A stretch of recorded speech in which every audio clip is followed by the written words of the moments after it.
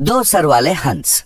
अलकनंदा नाम के झील में दो हंस रहा करते थे। उनका नाम था आनंदा और सुनंदा। वो दोनों बचपन से बहुत अच्छे दोस्त थे। एक क्षण के लिए भी एक दूसरे से अलग नहीं हुआ करते थे। उनकी दोस्ती देखकर जंगल के बाकी जानवर आश्चर्यचकित हो जाते थे। एक दिन खरगोश ने कहा, दोस्तों, तुम दोनों को देख के हमें बहुत अच्छा लगता है। इतनी अच्छी दोस्ती दुनिया में शायद ही कहीं और हो। सच पूछो तो तुम दोनों के शरीर अलग है पर मन एक है। ऐसी है तुम्हारी दोस्ती।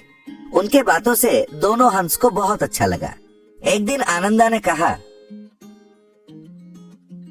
दोस्त, उस खरगोश की बातें मुझे बहुत अच्छी लगी। सोचो तो, अगर हमारे शरीर एक हो जाए तो कितना अच्छा लगेगा। सुनंदा ने कहा, सच में आनंदा, ये तो बहुत अच्छा होगा। ये तो कोई असाध्य काम नहीं है।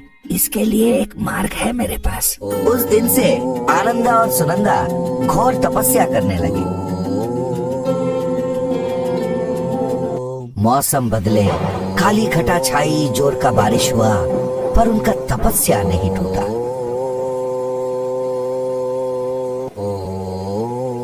कई दिनों के बाद उनका तपस्या सफल हुआ और एक देवी प्रकट हुई।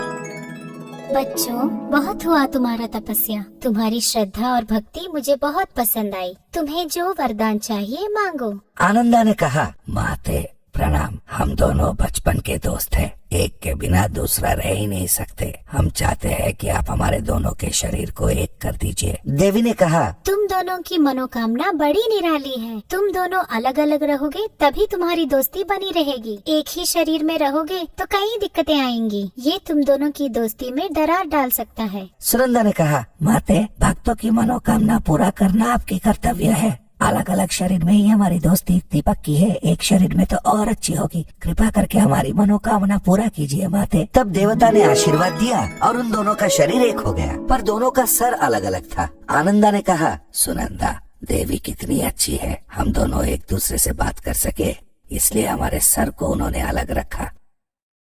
इसके बाद कुछ दिन तो उन दोनों ने बहुत आनंद में गुजारे। बाकी जानवर उनको देख के हैरान हो जाते थे। एक दिन उन दोनों को एक मांस का टुकड़ा दिखा।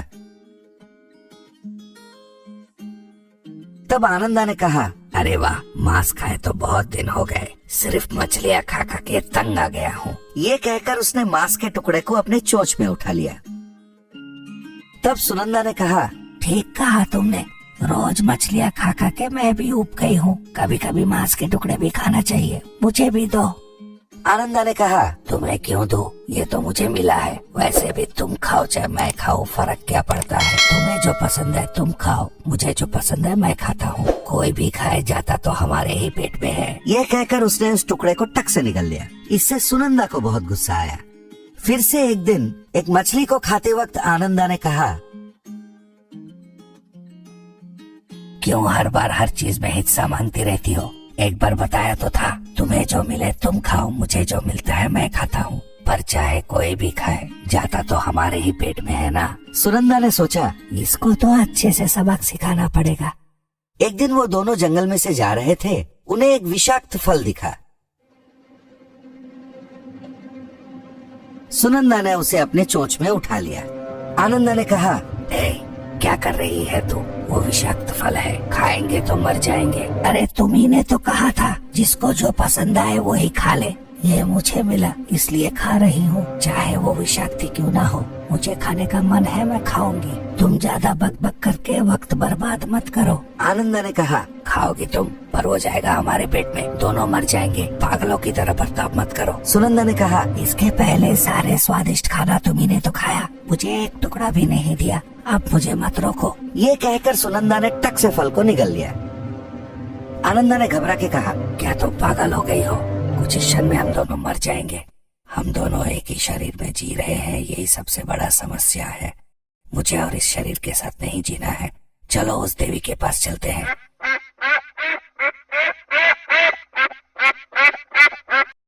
फिर उन दोनों ने उस देवी को बुलाया। देवी प्रत्यक्ष हुई। उन दोनों ने सारी बात देवी को बताई। तब उस देवी ने जवाब दिया, देखा तुम दोनों ने, मैंने तो पहले ही कहा था। पहले कितने प्यार से रहते थे, आज लड़ मर रहे हो। इसका कारण है तुम दोनों का अवास्तविकता। अवास्तविकता की वजह से कई कठिनाइयाँ होती हैं। अवास्तविक दोस्ती, अवास्तविक स्नेह, अवास्तविक प्यार, ऐसे कारणों की वजह से आखिर में तुम्ही लोगों को तकलीफ होता है। इसलिए हर एक को अपनी सीमा में रहना चाहिए। ये कहकर उसने फिर से आशीर्वाद दिया। इसके बाद आनंदा और सुनंदा दोनों को अपने अपनी शरीर वापस मिल गई। तो बच्चों, हमें कभी भी अवास्तविकता में नहीं जीना चाहिए। अवास्तविक स्नेह, अवास्तविक दोस्ती, अवास्तविक प्यार कभी सही नहीं होती। अगर हर कोई अपनी सीमा में रहे तो किसी को कोई कठिनाई नहीं होगी। समझे बच्चों? शहर का कौवा, गांव का कौवा। सुवर्णपुर नाम का एक गांव में एक पेड़ पे एक कौवा रहता था।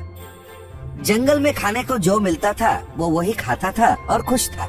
एक बार उस इलाके में महामारी हो गई। ऊपर से वो गर्मी का मौसम था तो बहुत ज्यादा गर्मी लग रहा था। बेचारा कौवा पानी के लिए बहुत ढूंढता था पर उसे पानी मिलता ही नहीं था। एक दिन शहर से उसका एक दोस्त कौवा आ पहुंचा। उस कौवे ने कहा, दोस्त कैसे हो? कई दिन से मिले नहीं। शहर में अब और मन लग नहीं रहा। कुछ दिन गांव के खुली हवा में सांस लेने में चला आया।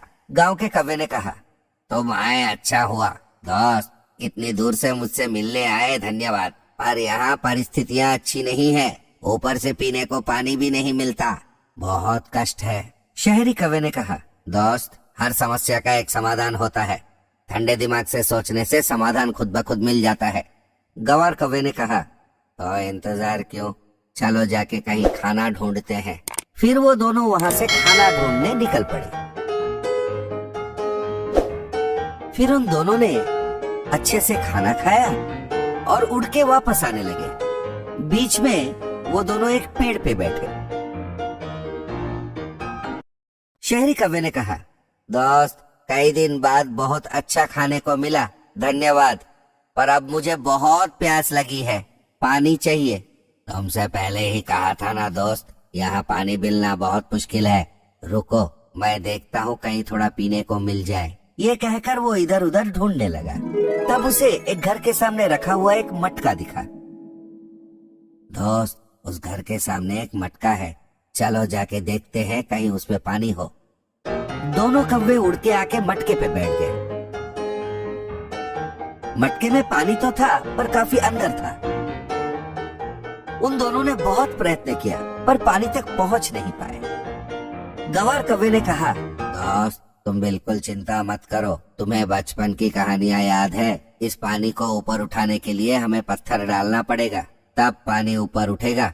चलो पत्थर लाके डालते हैं। तुम कौन से युग में जी रहे हो दोस्त? दिन बदल चुके हैं। पत्थर लाके इसको भरने में कितना समय लगेगा क्या तुम जानते हो? रुको, मुझे सोचने दो। पत्थर से मटकी भरने का उपाय बहुत पुरानी है, मेरे पास नया उपाय है। गंवार कौवे ने पूछा, क्या उपाय है, जल्दी बताओ दोस्त। शहरी कौवे ने कहा, हमारे शहर में लोग कोई भी चीज पीना हो तो उसमें एक पाइप डाल के फिर उसमें से चूसते रहते हैं, उसको स्ट्रॉ बोलते हैं। वैसे स्ट्रॉ तो यहाँ मिलती नहीं है, पर उसकी तरह कोई गोल सी पाइप मिल जाए।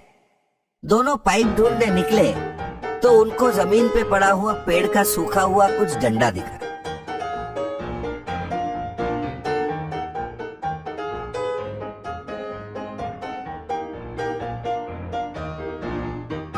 फिर उन दोनों ने उन डंडों का इस्तेमाल करके मटकी में से अच्छे से पानी पिया।